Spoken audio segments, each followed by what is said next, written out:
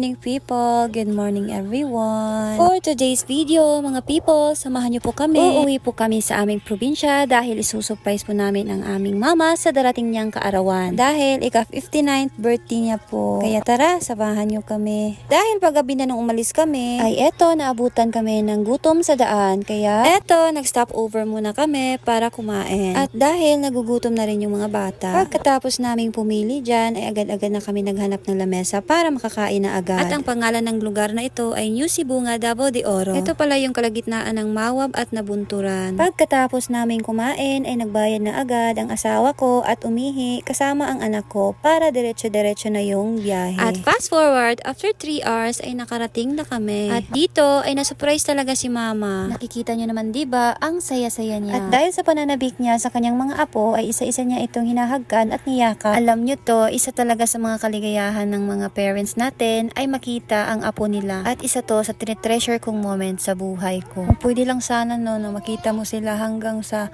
pagtanda mo. Naan sana man ay kahila ko naman noon talaga. Wait lang guys, kay murag na emotional ko.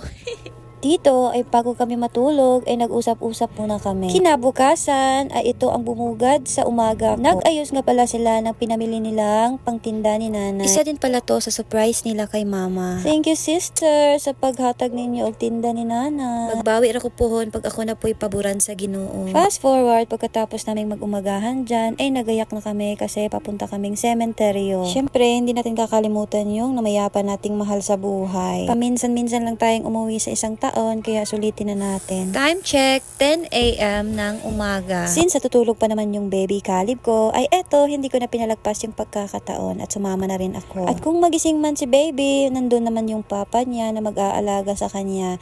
Di bale, 1 oras lang pala kami mawawala, kaya sumama na rin ako. Eto pala yung pinagmamalaki ng aming lugar. Napakagandang tanawin. Bukod sa may ilog at bukirin, meron ding madaming chismosang dalagingging. Char, joke lang. Kahit sa ang lugar naman yun, may mga chismosa naman talaga. Normal naman siguro yan sa buhay natin. Pero never mind. Pagkatapos naming tawirin ang napakalaking ilog na yon, napakalawak pala, I mean. Pagkatapos, ay maglalakad tayo ng 3 bundok bago natin marating yung sementeryo. Char lang, joke lang. Mga 30 minutes bago tayo umabot doon. Ganun kalayo siya. At fast forward, ay eto, nakating na nga tayo after the struggle of the street. Char, struggle of the street.